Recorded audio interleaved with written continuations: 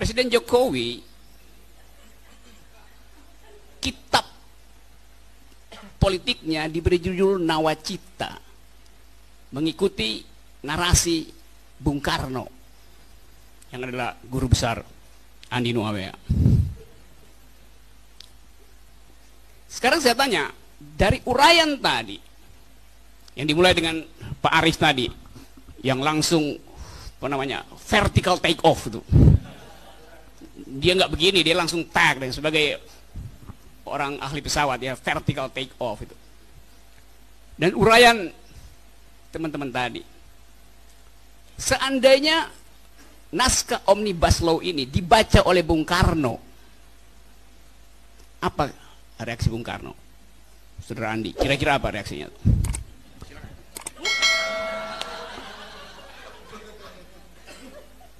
Itu pasti satu kata keluar dari enggak, diancuk. Karena nggak ada di dalam pikiran Bung Karno undang-undang yang menghina buruh. Kalau saya bikin sinopsis dari RUU ini, isinya cuma dua hal. Satu, jadi tadi betul judulnya Pak Said pertama tadi katakan, ya memang isinya adalah manjakan investor, manjakan investasi. Konsekuensinya apa? Dua. Satu, tekan upah buruh. Dua, rusak lingkungan. Isi dari undang-undang itu cuma dua hal itu. Tekan upah buruh, rusak lingkungan. Selesai.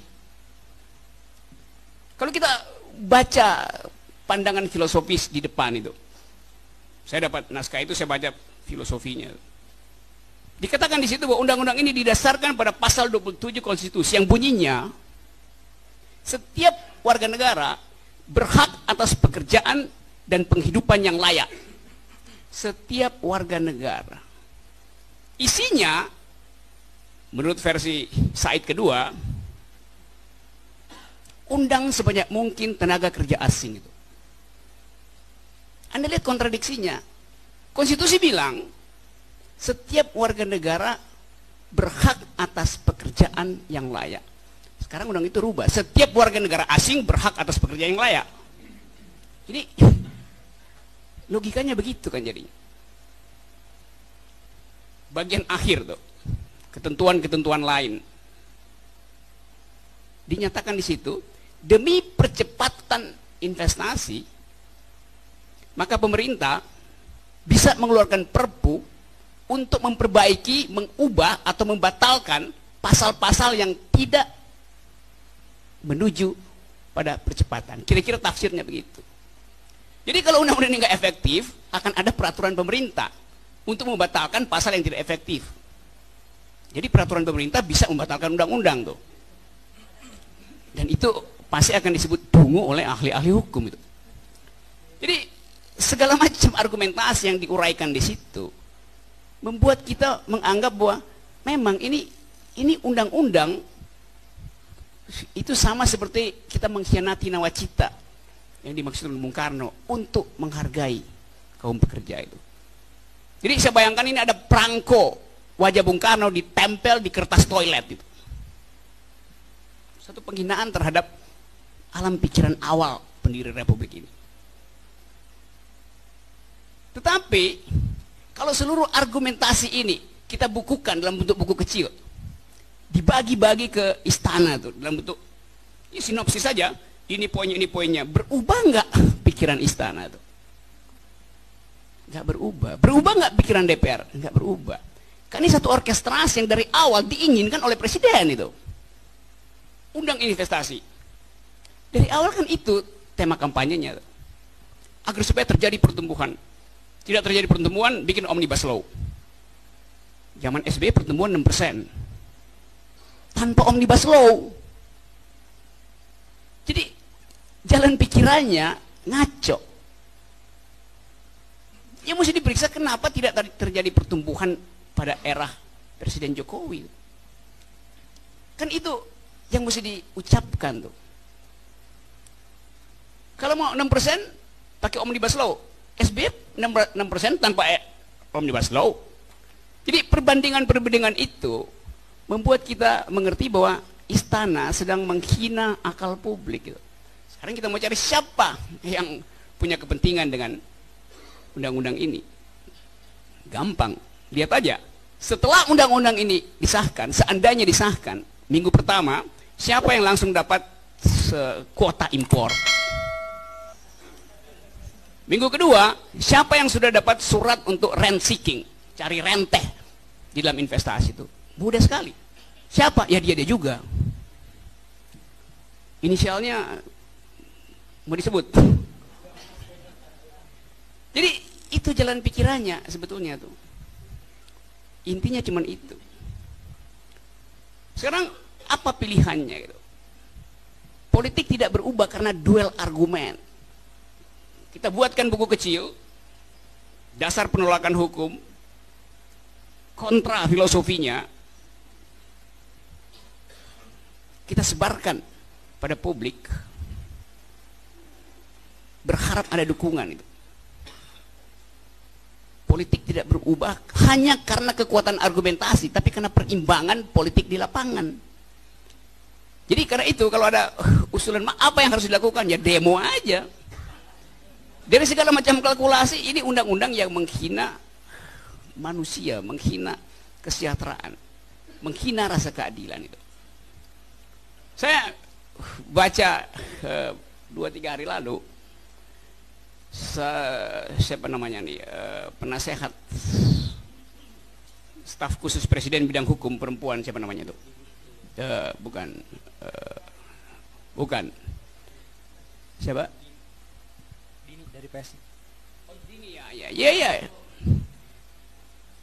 Si Dini mengatakan, dan ini keceplosan saya kira, dia bilang begini, memang Omnibus Law itu dimaksudkan untuk memanjakan investor. Ada di koran Tempo tuh. Jadi saya membayangkan apa yang terjadi di istana, yaitu ketidakruntutan argumentasi itu. Menteri yang lain bilang ini enggak, ini untuk melindungi buruh itu. Yang sana bilang enggak, memanjakan investasi. Saya tunggu-tunggu kok nggak dipecat orang itu tuh. Jadi kita lihat sendiri bahwa ada saling amputasi di dalam kabinet. Itu menunjukkan bahwa dari awal memang undang-undang ini disembunyikan intinya tuh. Lalu diajukan ke publik dalam suasana kedaruratan semacam ini. Lalu kita dipaksa untuk berargumentasi. Ngapain? Kan kita disodorkan permainan yang sudah selesai sebetulnya kan. Itu sama saya diundang untuk bikin rujak. Oke, mari kita sama-sama rujakan, bikin rujak. Sampai di sana yang tersedia gado-gado. Jadi sekali lagi, demi keadilan berpikir kita, secara logis kontradiksi dalam undang-undang itu pasti nggak mungkin Anda temukan secara persis karena ada 1.700 pasal di situ. Dan cara paling cepat untuk membodohi publik adalah dengan memperbanyak persoalan sehingga kita nggak bisa dapat fokusnya apa itu. Nah, dalam keadaan semacam itu, pertemuan semacam ini sekedar untuk saling menguatkan bahwa ada ketidakadilan di dalam proses pembuatan. Tadi Pak Said bilang formilnya aja udah ngaco gitu, ngapain persoalan yang material gitu. Bahkan di belakang itu proses untuk tiba pada konsep akademis itu, kalau Anda baca dasar filosofi, dasar sosiologis, itu asal-asalan ditempelkan aja. Jadi dia dibuat belakangan untuk mengamankan tujuan growth tadi. Nah, saya menganggap bahwa ini adalah momentum untuk mengaktifkan ulang, saya sebut aja kemarahan publik, public outcry kalau pakai bahasa asing, tapi yang masih pas kemarahan publik yang selama ini tertunda akibat berbagai macam isu sampingan, radikalisme, undang-undang ini, undang-undang itu. Pada akhirnya kita mesti anggap bahwa perencanaan kejahatan dari awal memang dimaksudkan secara serius oleh rejim. Perencanaan kejahatan mulai dari perhitungan pilpres, tengah malam diucapkan. Jadi kita lihat ini satu paket sampai dengan soal rancangan undang-undang yang disembunyikan. Jadi ini rejim yang kerjanya di malam hari.